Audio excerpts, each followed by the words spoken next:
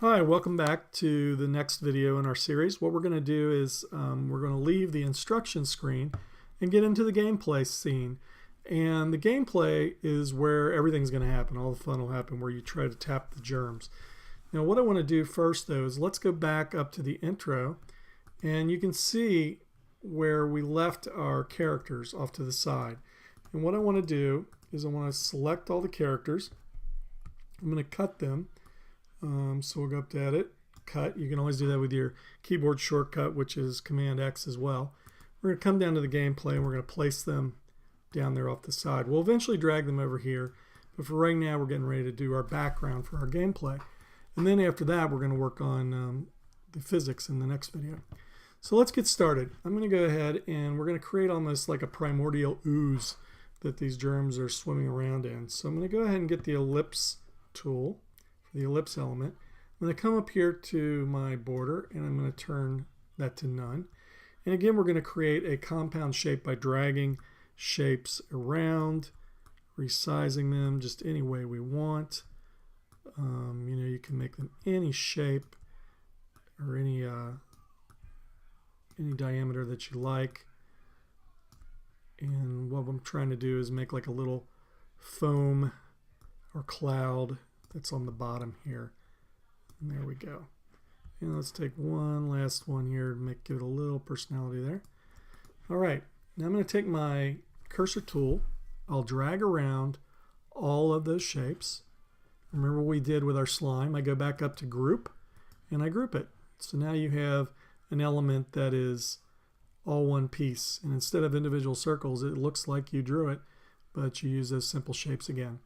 I'm going to go ahead and grab that. I'm going to edit and copy it, and then I'm going to go ahead and paste it.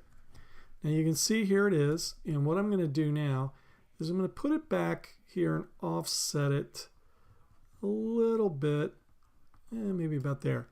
And this time I'm going to go up to Arrange and send it to the back.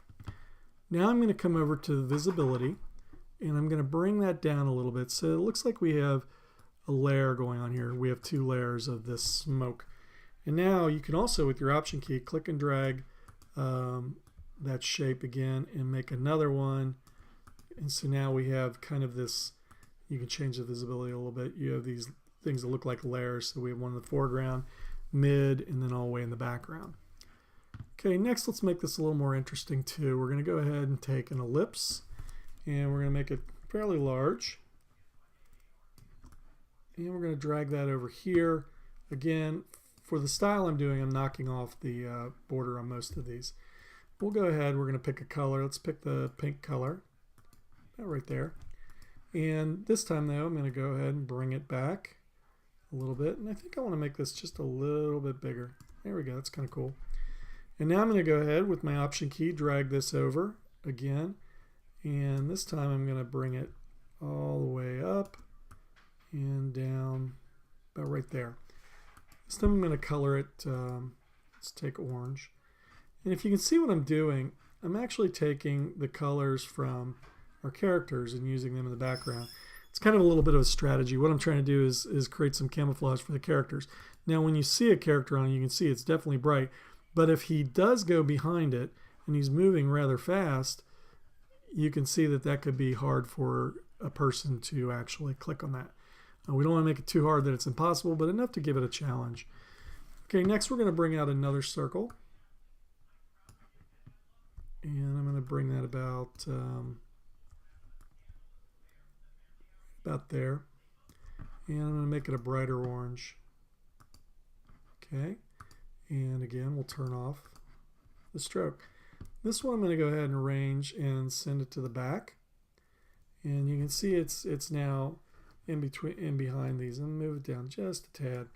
And then one last big one, and again you can do whatever you want. This is just my choice for the style, and I'm going to bring this one way up here, and I'm going to have him, let's bring him all the way to the back.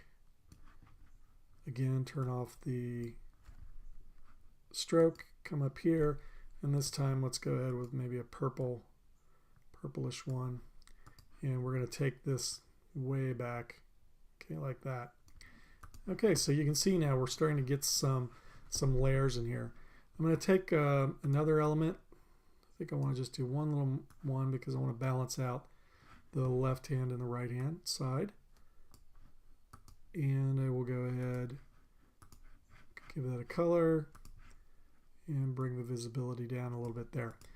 One last thing I'm doing with my circles, just as they are, is I'm bringing my circles in here about the size of my characters, and I'm putting them in front. I'm going to take the opacity down, again, go to 0, and I'm just going to make, again, little kind of blobs in there that might help us when we want to hide our characters as they're bouncing around. Now for our very, very last ellipse, I promise this is the last ellipse, I'm going to go ahead, drag this one out about that size. You can see I'm squishing it a little bit. And this time though, we're going to give it no color. And on the border, we're going to keep a border and we're going to give it a double line. We're going to increase it so we can see that space between the line. And then we're going to go ahead and we're going to color that. So we'll go with an orange. And then also, if you can see the padding, I can increase that a little bit as well. Now let's go over here to the metrics inspector. And if you click here on this little turnstile tool, you can rotate an element around on its z-axis. And also you can do it on the y, and you can do it on the x. We'll set that back to 0. Set this one back to 0. I kind of like what I've got going on here. And we're going to go ahead back to our element and bring it there. Maybe drag out a second one and rotate. Okay. There we go. So right now we have our background for our gameplay scene. Now you see we're to drag the characters over. You can see we'll bring these to front too. And bring that to front. You can see how they look against the background. And they're kind of neat. I mean, it gives a little bit of camouflage with the different shapes moving around. It gives the gameplay a little more challenge when people are tapping and they're not, their eyes aren't adjusting to the foreground and the background. We'll go ahead and show you how this actually looks cropped. If you come back over to the gameplay scene, and temporarily, since we haven't put in our timeline actions or our button actions to move between scenes, go ahead and just drag this up, and you see a blue line above the intro screen. We'll leave it there. And now we can do a quick preview of this. And there you go. That's what it's going to look like. It's pretty cool. All right, in the next video, we're going to come back and we're going to do something really amazing. It's the physics. It's maybe not amazing to a lot of hype developers, but because we've used it for a while, but it really does make HTML5 game development easier, and you can have a lot of fun with this and create a lot of interesting projects. I'll see you in the next video.